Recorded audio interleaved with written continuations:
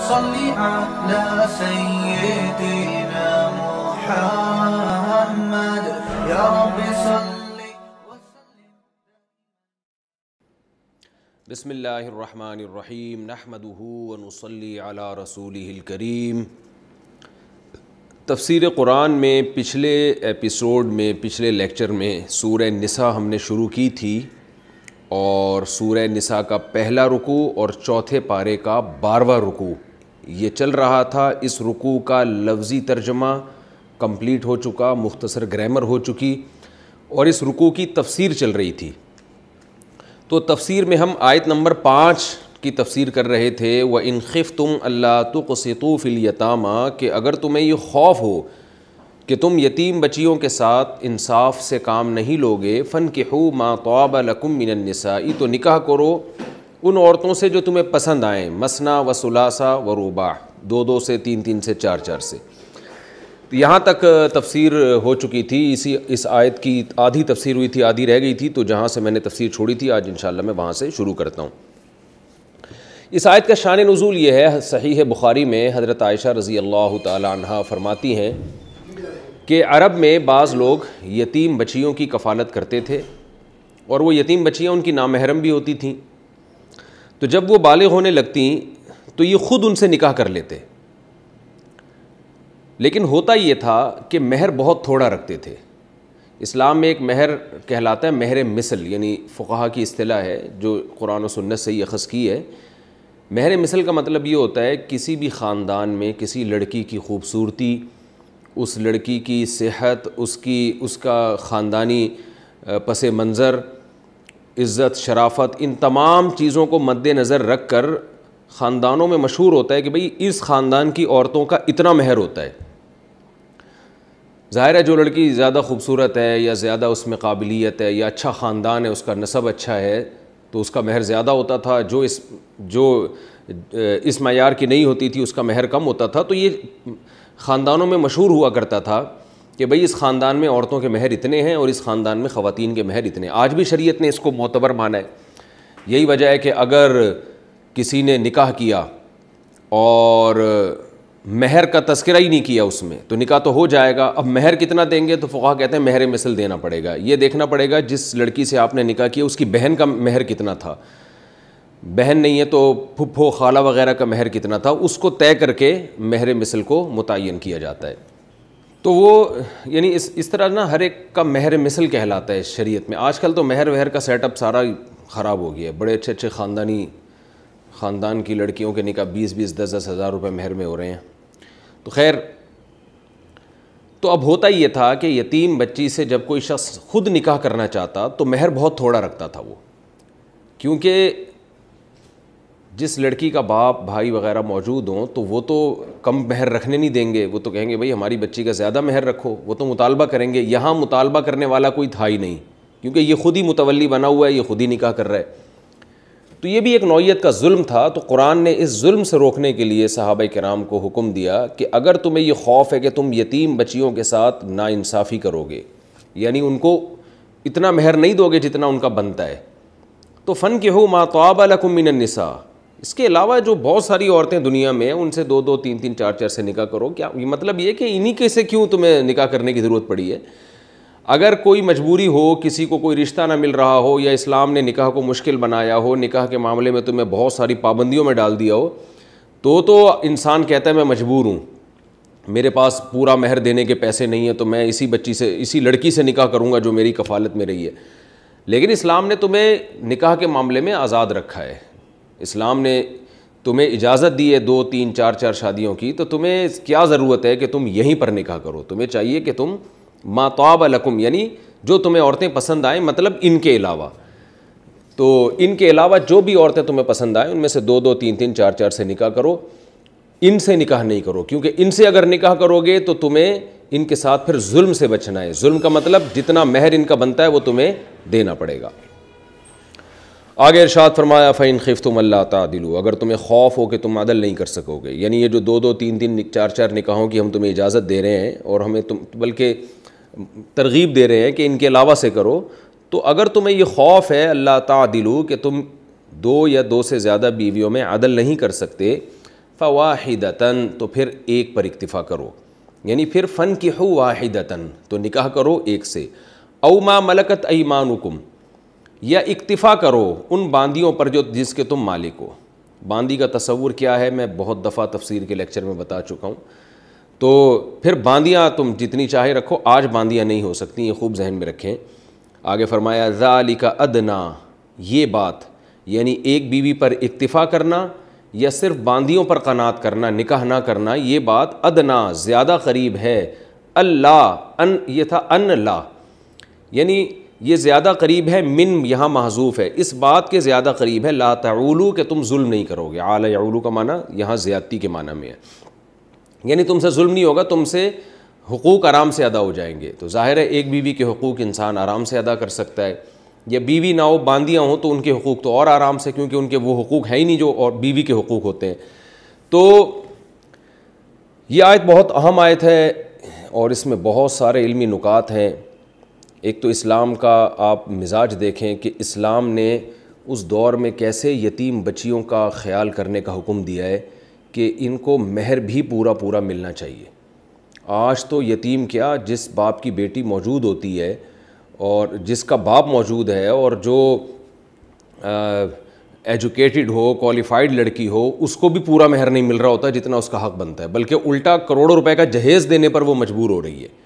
تو وجہ اس کی کیا ہے؟ وجہ یہی ہے کہ اس آیت پر عمل نہیں ہو رہا، کیونکہ قرآن کہہ رہا ہے کہ جس مرد کو اللہ نے 2 3 4 شادیاں کی اجازت دی ہے تو اسے کیا ضرورت ہے کسی عورت پہ ظلم کرے۔ دیکھیں اس میں بہت ٹیکنیکل پوائنٹ ہے۔ مرد کو جب یہ پتہ ہوتا ہے نا پوری زندگی میں نے ایک عورت ہی سے نکاح کر کے اسی پر اکتفا کرنا ہے، تو وہ اپنا معیار کم کرنے پر راضی نہیں ہوتا، وہ چاہتا ہے میں ہر لحاظ سے فائدہ اٹھاؤں نکاح میں، مہر بھی پورا نہ دوں اور مجھے رشتہ بھی بہت خاندانی ملے۔ لیکن جب آپ کو یہ پتہ ہوتا ہے کہ بھائی میرے پاس آپشن بہت ہیں تو انسان پھر گزارا کرتا ہے، وہ کہتا ہے کوئی بات نہیں، فی الحال یہاں نکاح کر لو، یہ ذرا کم درجے کا ہے، جب اللہ مالی وسائل دے گا تو ایک اور نکاح کروں گا۔ تو اس سے کیا ہوتا ہے، معاشرے کی جو کم درجے کی عورتیں ہیں وہ بھی مرد کے نکاح میں آ جاتی ہیں اور وہ بھی اس ازدواجی زندگی سے محروم زندگی گزارنے پر مجبور نہیں ہوتی۔ یہ بہت ایک اہم بات ہے۔ تو آج بھی اگر مردوں کو 2 2 3 3 4 4 شادیوں کی اجازت دے دی جائے اور معاشرے میں یہ چیز رائج ہو جائے تو پھر آپ دیکھیں گے معاشرے میں کم عمر لڑکا بڑی عمر کی لڑکی سے بھی شادی کرے گا، وہ ایسی لڑکیوں سے بھی شادی کرے گا جو کوالیفائڈ نہیں ہیں، وہ ایسی لڑکیوں سے بھی شادی کرے گا جو ہے وہ معذوری ہو ان میں، یا طلاق یافتہ ہوں یا بیوہ ہوں۔ میں اکثر ایک مثال دیتا ہوں نا، قربانی کا بکرا سال میں 1 دفعہ خریدا جاتا ہے تو اس میں کیا تگ و دو لوگ کرتے ہیں، تو بیوی جو زندگی میں 1 دفعہ رکھی جائے تو اس میں کتنا اونچا معیار ہوگا۔ تو جب مرد کو آپشن دے دیا جاتا ہے نا کہ آپ 2 سے زیادہ بھی کر سکتے ہیں تو پھر وہ اس کا معیار کم ہوتا ہے۔ اس کی بالکل ہم اس آیت کو یوں بھی مفہوم بیان کر سکتے ہیں کہ قرآن کہہ رہا ہے یتیم بچیوں کو تم پورا مہر نہیں دے سکتے تو انہی سے کیوں شادی کر رہے ہو بھائی، ان کے علاوہ 2 2 3 3 4 4 سے شادیاں کرو۔ تو بالکل ہم یہاں یہ بھی کہہ سکتے ہیں کہ اگر تمہیں کوئی بہت معیاری رشتہ نہیں مل رہا اور اس کی وجہ سے تم نکاح میں تاخیر کر رہے ہو تو یہ کام مت کرو، ان کے علاوہ ایک تھوڑی 2 2 3 3 4 4 سے نکاح کر لو تم۔ تو تعدد زوجات یعنی ایک سے زیادہ نکاح اگر آپ معاشرے میں فروغ دیتے ہیں تو اس کا مرد کے بجائے عورت کو زیادہ فائدہ ہے۔ آگے اللہ تعالیٰ کا ارشاد ہے فَإِنْ خِفْتُمْ أَلَّا تَعْدِلُوا، اگر تم عدل نہیں کر سکتے تو پھر ایک پر اکتفا کرو۔ اس آیت کی جو صحیح تفسیر حضرت قتادہ رحمہ اللہ تعالیٰ بہت بڑے تابعی ہیں اور بہت بڑے مفسر گزرے ہیں، وہ اس آیت کی تفسیر میں فرماتے ہیں کہ قرآن کی اس آیت کا مطلب یہ ہے کہ اگر تمہیں خوف ہو کہ تم عدل نہیں کر سکتے فواحدتاً تو ایک بیوی پر اکتفا کرو۔ آگے وہ فرماتے ہیں کہ اس کا مطلب ہے اگر ایک کے حقوق بھی ادا نہیں کر سکتے تو پھر ایک نکاح کی بھی تمہیں اجازت نہیں ہے بلکہ صرف باندیوں پر قناعت کرو۔ تو خوب سمجھ لیں کہ یہ جو کہا جاتا ہے نا کہ 2 شادیاں وہ کرے جو عدل کر سکتا ہو، تو ایسا نہیں ہے، ایک شادی بھی وہ کرے جو عدل کر سکتا ہو۔ عدل کا معنی برابری نہیں ہے، عدل کا معنی ہے حقوق۔ دیکھیں عدل جو ہے نا، عدل یہ ظلم کی اپوزٹ ہے۔ ہم کہتے ہیں نا عادل بادشاہ ہے، کیا مطلب رعایا پر ظلم نہیں کرتا، یہ جج عدل کرتا ہے، کیا مطلب برابری نہیں، اس کا مطلب ہے ظلم نہیں کرتا۔ اور ظلم کی ڈیفینیشن یہ ہے کہ جس کا جو بھی واجب حق ہے آپ وہ ادا نہ کریں۔ مثال کے طور پر آپ کے 2 بیٹے ہیں، اب آپ کیا کر رہے ہیں کہ ایک بیٹے ایک معذور ہے، اس کو پیسوں کی ضرورت ہے، آپ اس کو ہدیہ دے دیتے ہیں, پیسے دے دیتے ہیں, یا کوئی پراپرٹی دے دیتے ہیں کہ یار یہ میرا بیٹا معذور ہے اور یہ بیچارہ کما نہیں سکتا, لیکن دوسرا بالکل صحت مند ہے, آپ اس کو ایک پراپرٹی نہیں دیتے کہ یہ تو کما سکتا ہے, تو یہ برابری نہیں ہے لیکن عین عدل ہے. برابری تو جب ہوتی جب جو معذور ہے اس کو بھی آپ ایک پراپرٹی دیتے اور اسی ویلیو کی پراپرٹی آپ اس کو بھی دیتے جو معذور نہیں ہے, تو یہ برابری کہلاتی, یہ مساوات کہلاتی. اسلام آپ سے مساوات کا تقاضا نہیں کرتا, اسلام آپ سے عدل کا مطالبہ کرتا ہے. اب انہی دو بیٹوں کی مثالوں کو ہم ایک دوسری طرح سے سمجھتے ہیں کہ دو بیٹے ایک جیسے ہیں, دونوں ایک جیسا کما سکتے ہیں, ایک جیسی صلاحیت ہے دونوں میں, لیکن آپ ایک کو ہبہ کرتے ہیں, ہدیہ دیتے ہیں, 1 کروڑ کا پلاٹ دے دیتے ہیں اور ایک کو 10 لاکھ کا دیتے ہیں, تو یہاں برابری نہیں ہے. لیکن یہ برابری نہ کرنا ظلم بھی, یعنی یہ ظلم بھی کہلائے گا, یہ بھی کہا جائے گا کہ آپ نے عدل نہیں کیا. اس لیے کہ جب دونوں ایک جیسے ہیں, دونوں کو ایک جیسی ضرورت ہے, تو ایک کو زیادہ دینا ایک کو کم دینا, یہاں برابری نہ کرنا ظلم ہے. اس لیے کہ اس سے آپ یہ شو کر رہے ہیں کہ گویا دوسرا سوتیلا ہے. تبھی رسول اللہ صلی اللہ علیہ وسلم نے فرمایا سووا بین اولادکم, نعمان ابن بشیر رضی اللہ عنہ سے حدیث ہے کہ اپنی اولاد میں برابری کرو. برابری کا مطلب یہ کہ ایسا معاملہ نہ کرو کہ ایک کو یہ احساس ہو کہ میں گویا میں ابا کا سوتیلا بچہ ہوں اور یہ سگا ہے, تو اس لیے اولاد میں برابری. حدیث میں آتا ہے کہ ایک صحابی رسول اللہ صلی اللہ علیہ وسلم کی خدمت میں آئے, عرض کیا یا رسول اللہ میں ایک غلام اپنے ایک بیٹے کو دینا چاہتا ہوں, تو آپ اس پر گواہ بن جائیے. آپ صلی اللہ علیہ وسلم نے فرمایا کتنے بچے ہیں تمہارے؟ انہوں نے فرمایا 2. فرمایا ان کو بھی دے رہے ہو؟ صحابی نے کہا نہیں. آپ نے فرمایا لا اشہد علی جور, میں ظلم پہ گواہ نہیں بن سکتا. تو دیکھیں وہ دونوں بچے ایک جیسے تھے, تو ایک کو خادم دے رہے ہیں ایک کو نہیں دے رہے, تو برابری نہیں کر رہے. یہاں برابری نہ کرنے کو نبی صلی اللہ علیہ وسلم نے جور ظلم کو کہتے ہیں, ظلم سے تعبیر کیا ہے. وجہ اس کی ہے کہ دونوں کو سیم ضرورت ہے نا, یا تو دونوں کو نہ دو تو پھر دونوں کو دو. تو کبھی برابری نہ کرنا ظلم کہلاتا ہے اور کبھی برابری کرنا بھی ظلم کہلاتا ہے. تو اس لیے ظلم کی ڈیفینیشن اور عدل کی ڈیفینیشن کو سمجھنے کی ضرورت ہے کہ عدل کہتے ہیں نا انصافی, ضرورت مند کو زیادہ دینا یہ نا انصافی نہیں ہے. لیکن اگر ضرورت دونوں کو سیم ہے پھر کسی ایک کو زیادہ کسی ایک کو کم دینا یہ نا انصافی ہے.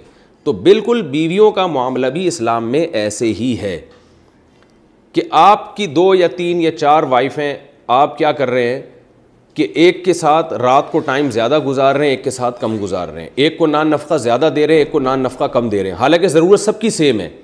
تو یہاں برابری نہ کر کے آپ ایک بیوی پہ ظلم کر رہے ہیں. اس لیے رسول اللہ صلی اللہ علیہ وسلم نے فرمایا جس کی 2 بیویاں ہوئیں اور اس نے ان کے درمیان ناانصافی کی یعنی برابری نہیں کی, تو قیامت کے دن وہ اس حال میں آئے گا کہ اس کا آدھا دھڑ فالج زدہ ہوگا, کیونکہ ایک طرف وہ مائل ہو گیا تھا تو اللہ اس کے آدھے دھڑ کو فالج زدہ کر دیں گے. لیکن بعض دفعہ یہ ہوتا ہے کہ ایک کو ضرورت زیادہ ہے ایک کو ضرورت کم ہے, تو پھر ایسے موقع پر کسی ایک زوجہ کو زیادہ دینا ایک کو کم دینا یہ ظلم میں داخل نہیں ہے, کیونکہ یہاں آپ ناانصافی نہیں کر رہے بلکہ یہ عین انصاف کا تقاضا ہے. اسی وجہ سے فقہا کے درمیان ایک اختلافی مسئلہ ہے, اس کو بھی میں یہاں بیان کرتا ہوں کہ اگر آپ کی 2 زوجات ہیں اور ایک کروڑ پتی خاندان سے ایک کا تعلق ہے اور ایک کا تعلق بہت غریب فیملی سے ہے, یعنی آپ نے 2 شادیاں کی, ایک بیوی آپ لے آئے کسی بہت ہی لینڈ لارڈ کی بیٹی لے آئے جو ایئر کنڈیشن میں رہا کرتی تھی اور اس کو بہت ہائی لیول کے اسٹینڈرڈ کا اس کا جو لائف اسٹینڈرڈ تھا بہت ہائی لیول کا تھا خوراک لباس کے معاملے میں, اور ایک بیوی آپ ایسے خاندان کی لے کر آئے ہیں جو انتہائی لو لیول کا اسٹینڈرڈ تھا ان کا رہائش کا, وہ بیچاری پنکھا بھی نہیں اپنے گھر کہیں جھوپڑی سے آپ لے کر آ گئے. ایک مثال سے بات سمجھانے کی کوشش کر رہا ہوں میں. تو جمہور علماء یہ کہتے ہیں, امام شافعی, امام مالک اور امام احمد ابن حنبل 3 ائمہ کے نزدیک ان دونوں کے درمیان نان نفقے کے معاملے میں برابری ضروری ہے. دونوں کو ایک اسٹینڈرڈ کی رہائش دینی پڑے گی اور دونوں کا نان نفقہ خوراک ایک ہی معیار کا ہوگا, اور اس کی دلیل وہ یہ دیتے ہیں قرآن کہہ رہے ہیں تم عدل نہیں کر سکتے تو ایک پر اکتفا کرو. تو عدل کا معنی وہ لیتے ہیں برابری, کہتے ہیں برابری کرنی پڑے گی. لیکن امام ابو حنیفہ رحمہ اللہ تعالیٰ کی رائے یہ ہے, اور فقہ حنفی میں اسی پر عمل ہے جو امام حنیفہ کی رائے پر, وہ کہتے ہیں عدل کا معنی ناانصافی سے بچنا ہے. تو اگر آپ کی ایک وائف کا اس لائف اسٹینڈرڈ بہت ہائی لیول کا ہے اور ایک کا جو اسٹینڈرڈ تھا جس خاندان سے آپ لائے ہیں بہت لو لیول کا ہے, تو آپ نان نفقے کے معاملے میں ان کے اسٹینڈرڈ میں فرق کر سکتے ہیں, کیونکہ مالدار لڑکی کو غریب بیوی جیسا اسٹینڈرڈ دینا یہ اس کے ساتھ ظلم ہے، کیونکہ اس نے اپنے باپ کے گھر میں یہ سب کچھ نہیں دیکھا۔ قرآن کا ارشاد ہے عاشروہن بالمعروف، اللہ فرماتے ہیں کہ ان عورتوں کے ساتھ، اپنی ازواج کے ساتھ معروف طریقے سے پیش آؤ، اچھے طریقے سے۔ تو ہر ایک کے اچھے کی ڈیفینیشن دوسرے سے مختلف ہے۔ ایک غریب آدمی کو آپ ایک دال کھلا دیتے ہیں اور اس میں تھوڑا سا تڑکا لگا دیتے ہیں، وہ خوشی سے پاگل ہو جائے گا کہ یار مجھے تو یہ بھی نہیں ملتی تھی اور جو ہے نا مجھے اس شخص نے یہ کچھ کھلا دیا، تو یہ اچھا سلوک کہلائے گا۔ لیکن آپ ایک کروڑ پتی آدمی کو آپ اگر دال کھلاتے ہیں دعوت میں، وہ اس پہ منہ بنا کے بیٹھ جائے گا۔ تو ہر ایک کا اچھا وہ دوسرے سے مختلف ہوتا ہے، ایک ہی معیار نہیں ہے جس پہ آپ سب کو لائیں۔ تو فرماتے ہیں یہی اصول بیویوں کے بارے میں بھی ہے کہ اگر آپ کی ایک وائف کا اسٹینڈرڈ بہت اونچا تھا، بلکہ فقہاء نے تو یہاں تک لکھا ہے کہ اگر آپ نے شادی کی ہے ایسے خاندان سے جس خاندان میں عورتیں گھر کے کام کاج کرتی نہیں ہیں اور بلکہ ان کے ہاں نوکر رکھے ہوتے ہیں انہوں نے، تو شوہر پر لازم ہوگا کہ بیوی سے نہ صرف یہ کہ وہ گھر کے کام نہیں لے سکتا بلکہ الٹا بیوی کے لیے اس کو نوکر کا انتظام کر کے دینا پڑے گا۔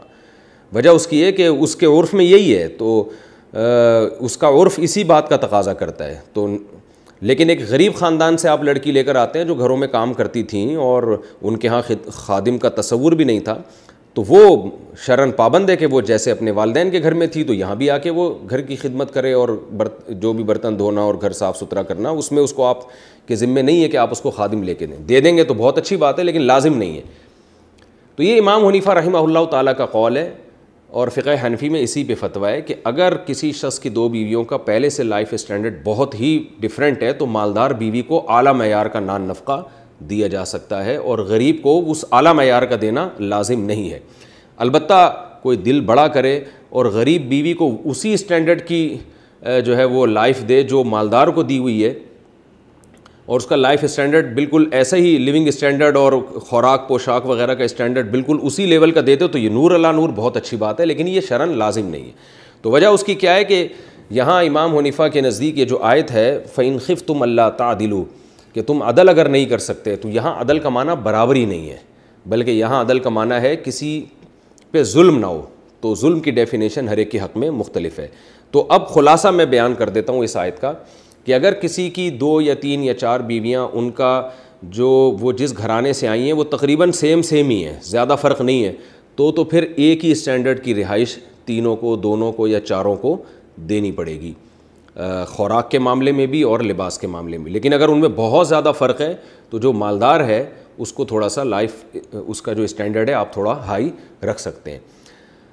لیکن یہ کوالٹی کے بارے میں، کوانٹٹی کے بارے میں نہیں ہے۔ کوانٹٹی کا مطلب یہ ہے کہ آپ نے جتنے جوڑے مالدار کو بنا کے دیے کپڑے، اتنے ہی آپ کو غریب بیوی کو بھی بنا کے دینے پڑیں گے۔ ہاں اسٹینڈرڈ تھوڑا سا اس کا ہائی رکھیں گے، اس کے کپڑوں کا معیار تھوڑا اونچا ہوگا اور اس کا معیار اس کے حساب سے ہوگا۔ دوسرا، ٹائم میں برابری بہرحال ضروری ہے۔ یہ نہیں ہو سکتا کہ مالدار بیوی کے پاس ٹائم زیادہ گزار رہے ہیں، غریب بیوی کے پاس ٹائم کم گزار رہے ہیں، کیونکہ یہ ٹائم تو ایسی چیز ہے، یہ تو شوہر کا یعنی عورت کا بنیادی حق ہے۔ تو اس میں یہ نہیں ہوتا کہ مالدار کو ٹائم زیادہ چاہیے تو غریب کو ٹائم کم چاہیے، ایسا کچھ نہیں ہے۔ جتنی راتیں، اور ٹائم میں رات میں ٹائم جو ہے یہ برابری ضروری ہے۔ دن میں حنفیہ کے نزدیک برابری ضروری اس لیے نہیں ہے کہ دن میں انسان کے 10 کام ہوتے ہیں، ایک بیوی کو زیادہ ضرورت ہے، بعض دفعہ وہاں کوئی کام ہے، اس کو بیماری ہے یا اور کوئی 10 مسائل ہیں، تو ایسے وہ دن کے اندر برابری ضروری نہیں ہے۔ رات جو ہے وہ جتنی راتیں ادھر گزاری سیم راتیں دوسری بیوی کے پاس گزارنا ضروری ہے، اس سے مالدار اور غریب سے کوئی فرق نہیں پڑتا۔ البتہ دن میں بھی اتنا ٹائم ایک جگہ صرف کرنا کہ دوسری کو یہ احساس ہو کہ یہ بھئی جان بوجھ کر تنگ کرنے کے لیے مجھے وہاں بیٹھ رہا ہے زیادہ، حالانکہ وہاں ضرورت نہیں ہے، تو یہ پھر بہرحال ناجائز کام ہوگا، کیونکہ یہ بھی ظلم کی ڈیفینیشن میں آتا ہے۔ اسی طرح سفر میں بھی برابری ضروری نہیں ہے۔ سفر میں مرد کو اختیار ہے جس بیوی کو چاہے اپنے ساتھ لے جائے۔ دوسرے فقہا کے نزدیک تو سفر میں بھی برابری ضروری ہے، وہ کہتے ہیں قرآن اندازی کے ذریعے جس کا نام نکلے گا اسی کو لے کے جائے گا۔ لیکن احناف کہتے ہیں کہ رسول اللہ صلی اللہ علیہ وسلم جو قرآن اندازی کیا کرتے تھے وہ دل جوئی کے لیے، کیونکہ قرآن اندازی سے کوئی چیز کسی پر لازم نہیں ہوتی، اور وجہ اس کی یہ افضل تو یہی ہے کہ قرآن اندازی اور جس زوجہ کا نام نکلا آپ اس کو سفر پہ لے کر جائیں، لیکن یہ لازم اس لیے نہیں ہے کہ سفر میں مرد کو درجنوں حوادث پیش آ سکتے ہیں۔ بعض دفعہ مرد کو زنا کا خطرہ ہوتا ہے، اب وہ ایسی وائف کو لے کر جائے جو ایجڈ ہے، تو مرد کو یہ خطرہ ہوتا ہے کہ میں زنا میں مبتلا نہ ہو جاؤں، کیونکہ اس کی اٹریکشن اس کی طرف کم ہو چکی ہوتی ہے۔ اور بعض دفعہ یہ بھی ہوتا ہے کہ یہ بھی خطرہ ہوتا ہے کہ ایک وائف بیمار ہے تو وہ اگر وہ اصرار کرے اس کو لے جائے تو 10 مسائل کھڑے ہو سکتے ہیں. تو سفر میں اللہ نے مرد کو اختیار دیا ہے. احناف کے نزدیک، احناف کی رائے یہ ہے کہ سفر میں برابری ضروری نہیں ہے، وہ جس زوجہ کو ساتھ لے جائے، لیکن سنت کا تقاضا یہ ہے، اور دوسرے فقہا کا تو اس کو واجب سمجھتے ہیں کہ اس میں بھی وہ قرآن اندازی کرے اور جس کا نام نکلے اس کو لے کر جائے، وہ اپنی طرف سے اس کو اختیار نہیں ہے. تو یہ دونوں قول ہیں، جس پر چاہیں آپ عمل کریں اپنے حالات دیکھ کر. اچھا بھائی، تو یہ تو لم سم اصول میں نے بیان کر دیے. البتہ ایک زوجہ کے علاج پہ زیادہ خرچ ہو رہا ہے، دوسرے کے علاج پہ کم خرچ ہو رہا ہے، تو یہ بھی غلط نہیں ہے. وجہ اس کی ہے کہ علاج ایک ایسی چیز نہیں ہے جس میں برابری ممکن ہو. علاج کا تعلق ہے ضرورت سے. ایک کو زیادہ ضرورت ہے علاج کی، ایک صحت مند ہے، اس کو کم پیسے دینے پڑتے ہیں، تو اس میں کوئی حرج نہیں ہے. تو یہ بھی عدل کے زمرے میں نہیں آتا. ہاں، ایک کو ضرورت پڑتی ہے علاج کی، اس کا تو آپ علاج کراتے ہیں، دوسری کو علاج کی ضرورت پڑتی ہے، اس کا نہیں کراتے، تو یہ بہرحال ظلم میں آئے گا.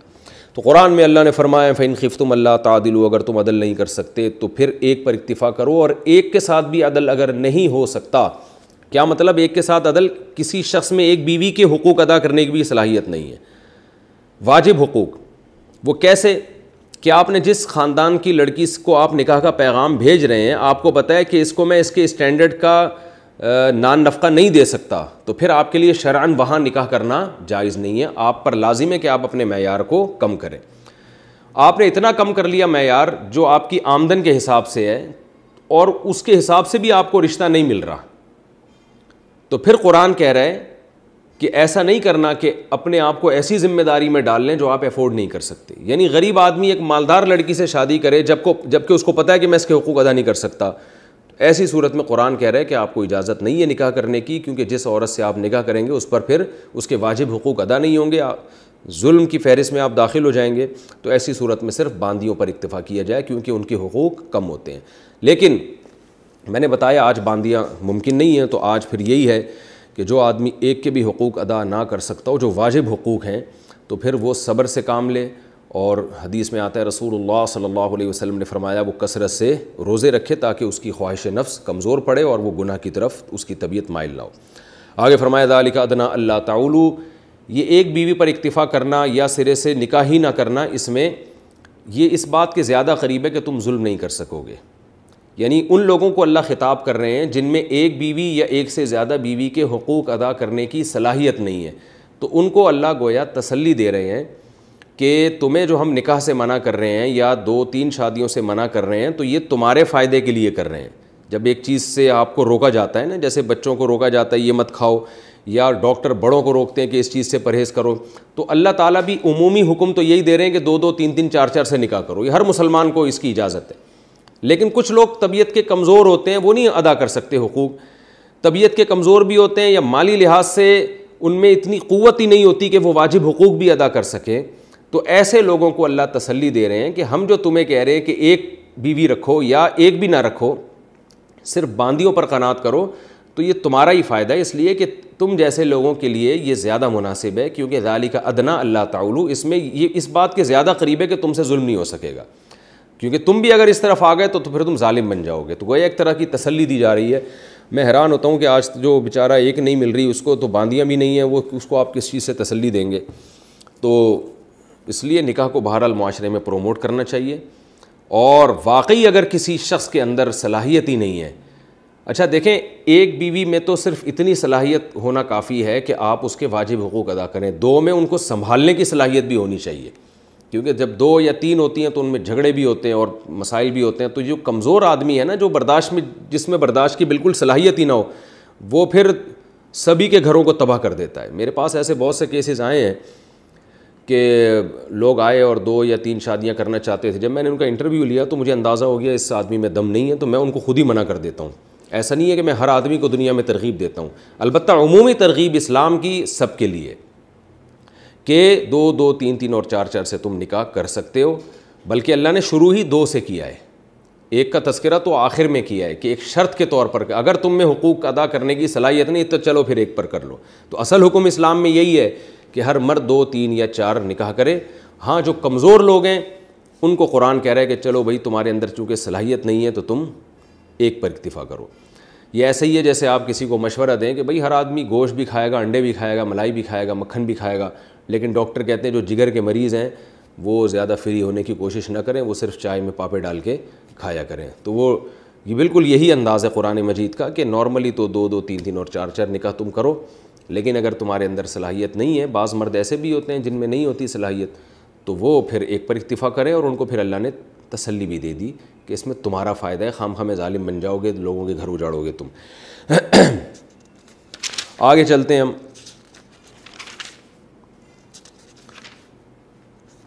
وآتوا النساء صدقاتهن نحلہ، چونکہ نکاح کی بات آئی ہے تو نکاح میں جو سب سے پہلا حق مرد پہ عورت کے لیے واجب ہوتا ہے نان نفقے سے بھی پہلے، وہ ہے مہر۔ قرآن کہہ رہا ہے آتوا النساء صدقاتهن نحلۃ، عورتوں کو ان کا مہر نحلۃ تحفہ سمجھ کے دیا کرو، ایک پینلٹی یا جرمانہ سمجھ کے نہ دیا کرو کہ کس مصیبت میں پھنس گیا، اس سے شادی کر کے اتنا مہر میرے اوپر آ گیا ہے۔ تو اللہ فرماتے ہیں دل کی خوشی سے ان کو مہر دیا کرو۔ فَإِن طِبْنَ لَكُمْ عَنْ شَيْءٍ مِّنْهُ، پس اگر وہ تمہارے لیے راضی ہو جائیں، طبنا طابہ یطیبو کا مطلب یہ میں اس ترجمے میں بتا چکا ہوں، دل کی خوشی سے راضی ہو جائے، نفساً، نفس کہتے ہیں دل کو، نفس کے اعتبار سے، یعنی دل کے اعتبار سے اس مہر میں سے کچھ حصے پر وہ راضی ہو جائیں۔ بعض دفعہ عورت آدھا مہر چھوڑ دیتی ہے اور پورا بھی چھوڑ دے تو بھی قرآن میں آتا ہے دوسری مقام پر فَكُلُوهُ هَنِيئًا مَرِيئًا، تو رج کے کھاؤ، پھر کوئی ٹینشن نہیں ہے کہ یار بعض دفعہ شیطان کہتا ہے عورت کا مال کھا رہا ہوں میں، بیوی کا مال کھا رہا ہوں، تو قرآن کہہ رہا ہے اگر وہ دل کی خوشی سے معاف کر دیں تو اس میں کوئی حرج نہیں۔ اس آیت سے پتہ چلتا ہے کہ مہر خالصتاً عورت کا حق ہے۔ آج بعض لوگوں میں جن کے پاس شریعت کا علم نہیں ہے وہ سمجھتے ہیں کہ مہر جو ہے لڑکی کے باپ کا حق ہے۔ بعض دفعہ لوگ بیٹیاں بیچ رہے ہوتے ہیں مہر لے کے، اور وہ مہر ان کی اپنی جیب میں جاتا ہے، کچھ بچی کو کچھ وہ بنا کے دے دیتے ہیں فرنیچر وغیرہ، اور سارا پھر اپنے جیب میں رکھ لیتے ہیں، تو یہ حرام ہے۔ اس آیت سے صاف پتہ چلتا ہے کہ اور آپ نے بیوی کو مہر دینا ہے، اور اس کو یہ پوری اجازت ہے کہ چاہے تو وہ پورا مہر رکھ لے، چاہے تو وہ معاف کر دے۔ اور یہ بھی اس آیت سے میں پتہ چلا کہ قرآن نے یہ نہیں کہا کہ اگر وہ معاف کر دیں، بلکہ قرآن نے کہا طبن لکم، دل کی خوشی سے معاف کر دیں۔ یہ اس لیے قرآن نے کہا ہے کہ عورت کی طبیعت میں نرمی ہے، اور مرد اس نرمی سے ناجائز فائدہ اٹھاتا ہے۔ وہ بیوی، اب ظاہر ہے عورت شوہر کے تابع بھی ہے، مرد اس سے یہ کہے گا کہ چھوڑو یار تم مجھ سے کیوں مہر مانگ رہی ہو، میرے 10 مسائل ہیں۔ اب عورت کو پتہ ہے میں نے اسی میاں کے ساتھ ساری زندگی گزارنی ہے، اگر میں اس سے پیسوں کا مطالبہ کروں گی تو میرے میاں کے دل میں میری نفرت پیدا ہو جائے گی کہ یہ لالچی ہے، تو وہ نہ چاہتے ہوئے بھی بیچاری بسا اوقات معاف کر دیتی ہے۔ تو اس لیے قرآن نے کہا کہ اس کی زبان کا اعتبار نہیں ہے، اگر وہ معاف کر دے تو معاف نہیں ہوگا جب تک وہ دل سے معاف نہ کرے۔ تو اس سے اب ظاہر ہے دل کو تو کوئی بھی ٹٹول کے نہیں دیکھ سکتا نا، تو اس سے پتہ چلتا ہے کہ آپ کو قرائن سے پتہ چل جائے، ایسے قرائن ہوں، واضح قرائن ہوں جس سے آپ کو پتہ چل جائے، غالب گمان ہو جائے کہ بھئی یہ واقعی دل سے ہی معاف کر رہی ہے، تو یہ آپ کا اور اللہ کا معاملہ ہے۔ تو اس لیے اس معاملے میں بہت احتیاط سے کام لینا چاہیے، کیونکہ قرآن میں آگے آ رہا ہے دوسرے مقام پہ کہ لا یحل لکم ان ترثوا النساء کرہا، تمہارے لیے حلال نہیں ہے کہ تم عورت کے مال کو زبردستی کھا جاؤ، اور دل کی خوشی کے بغیر اس کا مال حلال نہیں ہے۔ تو یہاں یہ اللہ نے قید لگا دی ہے کہ وہ معاف کرے تو آپ کو یہ اطمینان ہونا چاہیے کہ یہ دل سے معاف کر رہی ہے، کسی شرم میں، مروت میں، یا شوہر کے دباؤ میں، یا خاندانی دباؤ میں آ کے معاف نہیں کر رہی۔ تو اللہ فرماتے ہیں پھر وہ معاف کر دے تو تم اس کو رج کے کھاؤ۔ یہاں ایک علمی اشکال یہ بھی ہوتا ہے کہ دیکھیں جب بھی کسی کے لیے کوئی چیز واجب ہوتی ہے تو صاحب حق اگر معاف کر دے تو پوری دنیا کا اصول ہے کہ وہ معاف ہو جاتا ہے۔ مثال کے طور پر آپ نے کسی سے کوئی چیز خریدی، آپ نے اس کو 1 لاکھ روپے دینے ہیں، تو اگر وہ صاحب 1 لاکھ معاف کر دیں تو ان کا حق ہے معاف ہو جائے گا۔ تو یعنی اس کو ہائی لائٹ کرنے کی، بیان کرنے کی ضرورت کیا ہے؟ مہر جب عورت کا حق ہے تو یہ تو ساری دنیا کے ایک اصول ہے نا کہ جب اس کا حق ہے تو وہ گفٹ بھی تو دے سکتی ہے میاں کو، لے کے بھی واپس کر سکتی ہے، تو لینے سے ہی انکار کر دے تو یہ تو سب جانتے ہیں، تو قرآن نے اس کو بیان کیوں کیا ہے؟ اور کمال کی بات ہے مہر کا ذکر قرآن میں جہاں بھی آ رہا ہے وہاں قرآن اس کا تذکرہ کر رہا ہے کہ عورت کے معاف کرنے سے معاف ہو جائے گا، اور کسی بھی واجب حق کے بارے میں یہ نہیں قرآن نے بیان کیا کہ صاحب حق معاف کر دے تو معاف ہو جائے گا۔ جیسے آگے وراثت کے مسائل آ رہے ہیں کہ بیٹے کا اتنا حصہ، بیٹی کا اتنا حصہ، اس میں بھی آگے آنا چاہیے تھا کہ بیٹا معاف کر دے تو معاف ہو جائے گا، لیکن وہاں کہیں ذکر نہیں آ رہا۔ مہر کا جہاں بھی ذکر آ رہا ہے قرآن میں, آپ جہاں بھی دیکھیں گے تفسیر میں قرآن میں, وہاں ساتھ ساتھ یہ ذکر آ رہا ہے کہ بیوی معاف کر دے تو معاف ہو جائے گا. اس میں کیا حکمت ہے, اس کو خوب اچھی طرح سمجھیں. اس میں حکمت یہ ہے کہ مہر کا بنیادی مقصد یہ نہیں ہے کہ شوہر کی جیب سے پیسے نکل کے عورت کے پاس جائیں, کیونکہ عورت کوئی خریدنے والی چیز نہیں ہے کہ آپ نے جناب کسی خاتون کو خریدا ہے پیسوں کے بدلے میں. وہ باندی نہیں ہے, لونڈی یا غلام نہیں ہے جس کو آپ خرید رہے ہیں. مہر کا جو بنیادی مقصد ہے وہ یہ ہے کہ فری میں جب آپ کو کوئی چیز ملتی ہے تو آپ کے دل میں اس کی قدر نہیں ہوتی. اس لیے تمام فقہا مہر کو اسی طرح ڈیفائن کرتے ہیں کہ مہر عورت کی قیمت نہیں ہے, کیونکہ وہ کی پراپرٹی یا کوئی جانور نہیں ہے کہ آپ اس کو خرید رہے ہیں اس کے باپ سے یا اسی سے خرید رہے ہیں کہ پیسے دے کے, کیونکہ وہ غلام نہیں بنتی. تو اب اگر فری میں اللہ تعالیٰ اسلام میں نکاح رکھ دیتے, نکاح کے موقع پہ مرد کے ذمے کوئی چیز واجب ہی نہ ہوتی, یعنی عین اس موقع پہ پیسے ہی نہ لگ رہے ہوتے اس کے, تو فری میں جو چیز انسان کو ملتی ہے انسان اس کی قدر نہیں کرتا. دوسرا, طلاق پھر بہت آسان ہو جاتی مرد کے لیے, کچھ پیسہ تو لگا ہی نہیں ہے, ادھر لایا نکاح کیا اور اگلے دن چھوڑ کے نکل گیا اس کو. تو مہر کا فائدہ یہ ہوتا ہے کہ اب طلاق دینے سے پہلے وہ 10 دفعہ سوچے گا کہ میرا اس پہ عین نکاح کے موقع پہ اتنا میرا خرچہ ہوا ہے, تو وہ خرچہ مجھے دوبارہ کرنا پڑے گا. تو مہر سے ایک عورت کو طلاق سے بھی بچت ہوتی ہے, تحفظ بھی ملتا ہے, اور مرد کی جیب سے جب پیسے مرد پر لازم ہوتے ہیں تو اس کے دل میں کچھ تھوڑی سی قدر بھی آتی ہے. تو یہ جو قدر مرد کے دل میں بیوی کی قدر بٹھانا ہے, اس کے لیے پیسے جیب سے نکلنا لازم نہیں ہے, بلکہ ایک دفعہ مرد پر پیسے واجب ہو جانا کافی ہے. کیونکہ اگر عورت دل کی خوشی سے معاف کرے گی تو مرد کے دل میں اور زیادہ قدر بیٹھ جائے گی. بعض دفعہ ایسے ہوتا ہے کہ مثال کے طور پر 5 لاکھ یا 10 لاکھ روپے مہر ہے, بیوی نے جناب معاف کر دیا پورا مہر, تو مرد کے ذہن میں ساری زندگی یہ بات رہے گی کہ اتنا مہر بنتا تھا لیکن میری بیوی نے مجھے معاف کر دیا. تو وہ جو قدر بٹھانا مقصد ہے پیسے خرچ کر کے, وہ پیسے خرچ کرنے پر موقوف نہیں ہے وہ قدر, بلکہ وہ بیوی کے معاف کرنے سے بعض دفعہ زیادہ قدر بیٹھ جاتی ہے. تو اس لیے قرآن بار بار اس کا تذکرہ کرتا ہے, جہاں بھی مہر کا تذکرہ کرتا ہے وہاں قرآن یہ بھی بتاتا ہے کہ عورت اگر معاف کر دے تو رج کے کھاؤ, یعنی پھر کوئی ٹینشن نہیں ہے. یعنی اس میں اشارہ کر دیا کہ ہمارا مقصد تمہارا خرچہ کرا کے نکاح کو مشکل بنانا نہیں ہے, ہمارا مقصد صرف یہ ہے کہ ایک دفعہ تمہارے اوپر کچھ چیز لازم ہو, پھر تمہاری بیوی کی مرضی ہے وہ لے یا اپنی خوشی سے معاف کر دے. یہی وجہ ہے کہ اگر نکاح سے پہلے ہی بیوی معاف کر دے مہر تو معاف نہیں ہوتا. یہ بہت ٹیکنیکل پوائنٹ کی بات ہے. آپ نے کسی خاتون کو نکاح کا پیغام بھیجا, آپ نے کہا 10 لاکھ روپے مہر ہوگا, یا اس نے کہا 10 لاکھ روپے, آپ نے کہا ٹھیک ہے. نکاح سے پہلے اس کا فون آ گیا آپ کی منگیتر کا کہ میں نے وہ مہر معاف کر دیا آپ کو, اور جب نکاح ہوگا تو آپ پر کچھ بھی لازم نہیں ہے. تو شرعاً یہ طریقہ ٹھیک نہیں ہے, بلکہ نکاح کے وقت پھر مہر آپ پر لازم آئے گا. یعنی عورت کا یہ ایسا حق ہے کہ عورت یہ نکاح سے پہلے معاف کرنے کا اللہ نے اس کو رائٹ دیا ہی نہیں ہے, اس لیے کہ نکاح جب تک ہوگا نہیں مہر واجب نہیں ہوگا, اور جب تک ایک چیز واجب نہیں ہے آپ اس کو معاف نہیں کر سکتے. یہاں تک کہ کسی خاتون نے اگر یہ بھی کہہ دیا کہ نکاح میں ایجاب و قبول کے وقت اس نے یہ کہا, اور قاضی صاحب نے یوں نکاح پڑھایا کہ میں نے فلاں کا فلانی سے نکاح کرایا بغیر مہر کے, تو بھی مہر واجب ہوگا. اگرچہ عورت اس پہ راضی تھی کہ میں بغیر مہر کے شادی کر رہی ہوں, پھر بھی واجب ہوگا. کیوں؟ اسلام یہ چاہتا ہے کہ عورت چاہے نہ چاہے مرد پر ایک دفعہ عورت کے لیے پیسے بہرحال لازم ہوں. ایک دفعہ اس پہ ذمہ داری آئے, پھر عورت اپنی خوشی سے معاف کرے, تاکہ مرد کو یہ احساس ہو ساری زندگی کہ میری بیوی نے اتنے لاکھ روپے, اتنے کروڑ روپے, اتنے ارب روپے, یا جو بھی آپ فرض کر لیں جو بھی مہر تھا وہ میرے اوپر لازم ہوا تھا اور اس نے اپنی خوشی سے معاف کیا ہے. تو یہ حکمت ہے. دنیا میں ہر معاملہ پیسوں کے بغیر اسلام میں جائز ہے, مگر نکاح ایک ایسی چیز ہے کہ اگر آپ نکاح کے دوران یہ شرط بھی لگا دیں کہ میں مہر نہیں دوں گا, اور میری بیوی بھی اس پہ راضی ہے, عورت بھی کہہ دے کہ میں اس آدمی سے نکاح کر رہی ہوں اور مجھے مہر نہیں چاہیے, پھر بھی نکاح پھر بھی مہر لازم ہو جائے گا مرد کے اوپر.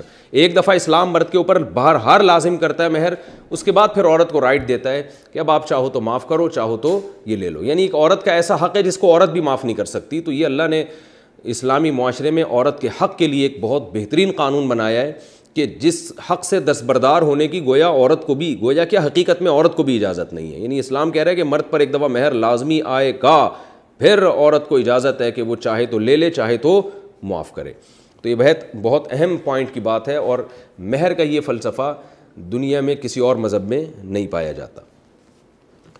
آگے اللہ تعالیٰ کا ارشاد ہے وَلَا تُؤْتُوا السُّفَهَاءَ أَمْوَالَكُمُ الَّتِي جَعَلَ اللَّهُ لَكُمْ قِيَامًا. یتیموں کی بات چل رہی تھی, درمیان میں مہر اس کی نکاح کی بات ضمناً آ گئی. اصل اس صورت میں یتیموں کے حقوق چل رہے تھے کہ یتیم کے مال کو اپنے مال کے ساتھ ملا کے ہڑپ مت کیا کرو. تو آگے اللہ تعالیٰ فرماتے ہیں وَلَا تُؤْتُوا السُّفَهَاءَ أَمْوَالَكُمْ. جو بے وقوف بچے ہیں, یعنی یتیم اگر بالغ بھی ہو جائے تو لیکن اگر ناسمجھ ہے, سفیہ کی جمع سفہا, ناسمجھ ہے تو ان کے مالوں کو ان کے حوالے مت کیا کرو. یعنی ایسا نہ ہو کہ اس کی وراثت تم نے محفوظ تو رکھی ہوئی ہے, لیکن اب جیسے ہی بالغ ہوا, 15 سال کا ہوا اور آپ نے لاکھوں روپے اٹھا کے اس کو پکڑا دیے. اللہ کہتے ہیں ایسا نہ کرو, کیونکہ التی, یہ وہ مال ہے جعل اللہ لکم قیاما, جس مال سے اللہ نے تمہاری زندگی, اس مال کو اللہ نے تمہارے لیے زندگی کے قیام کا ذریعہ بنایا. قیام کا مطلب جس سے تم صحیح سیدھے رہتے ہو. ظاہر ہے اگر کسی کے پاس مال ہی نہیں ہے, کچھ بھی نہیں ہے, سارا دن لوگوں کے سامنے بھیک مانگے گا, بھوکا مرے گا, نہ سر چھپانے کی جگہ ہوگی. تو اللہ نے یہاں مال کی ویلیو کو بھی بیان کیا کہ یہ مال ویلیویبل چیز ہے, اس کو تم ناسمجھ بچوں کے حوالے مت کر دیا کرو, کیونکہ یہ مال زندگی گزارنے کا ایک ذریعہ ہے. تو ان بچوں کے حوالے کرو گے یہ ایسے ہی اڑا دیں گے اور پھر ساری زندگی برباد ہوتے پھریں گے.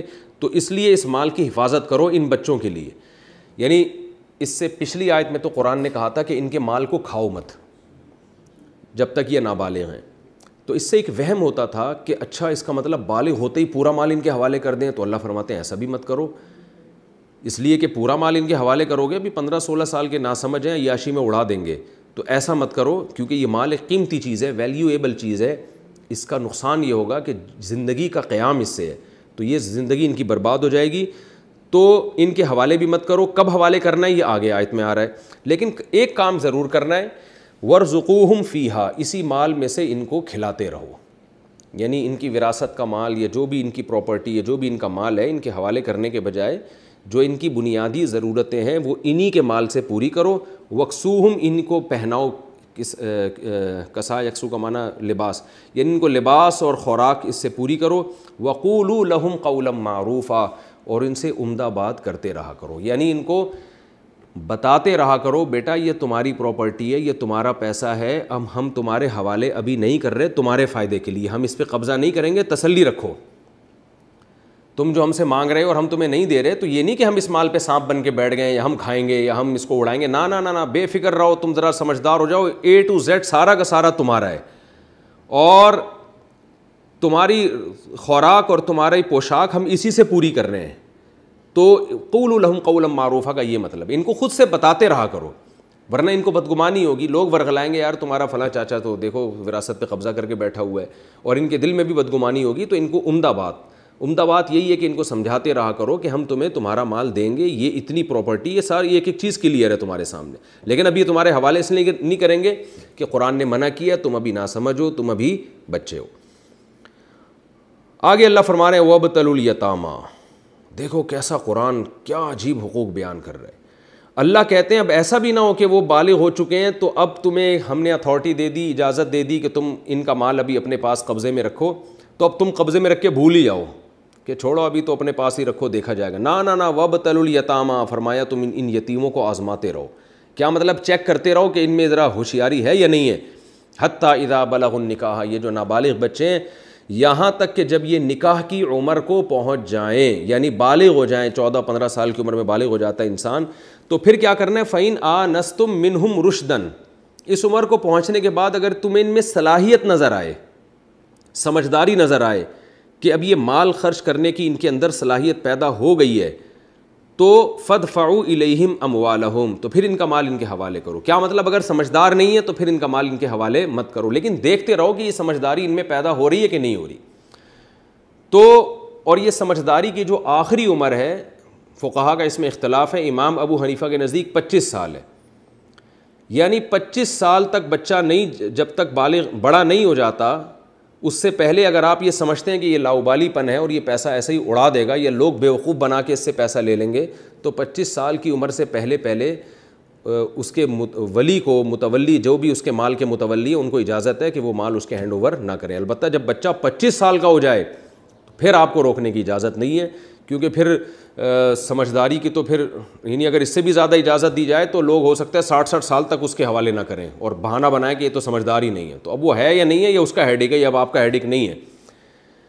تو سمجھداری وہ ہے جو بچپنے کے مقابلے میں ہوتی ہے. تو بچپنا 25 سال میں ہر لحاظ سے ختم ہو چکا ہوتا ہے، کیونکہ 25 سال ایک ایسی عمر ہے کہ اگر انسان کی 13 سال میں شادی ہو، جو بلوغت کی بالکل ابتدائی عمر ہے 13 یا 14 سال میں، اور اس کے اولاد ہو جائے تو فقہا کہتے ہیں کہ 25 سال میں دادا بننے کا امکان ہوتا ہے. تو وہ عمر جس میں انسان دادا بن سکتا ہے وہ بچپنے کی عمر ہو ہی نہیں سکتی انسان کی.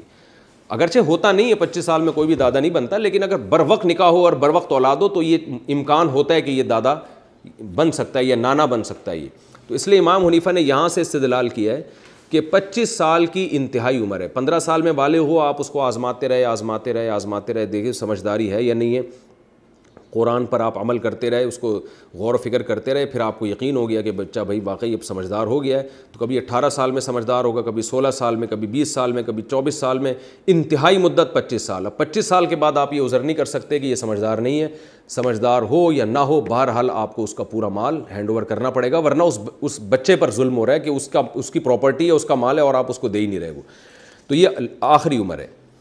وَلَا تَأْكُلُوهَا إِسْرَافًا وَبِدَارًا. یہ آیت پر انشاءاللہ پھر میں اگلے ایپیسوڈ میں بیان کروں گا.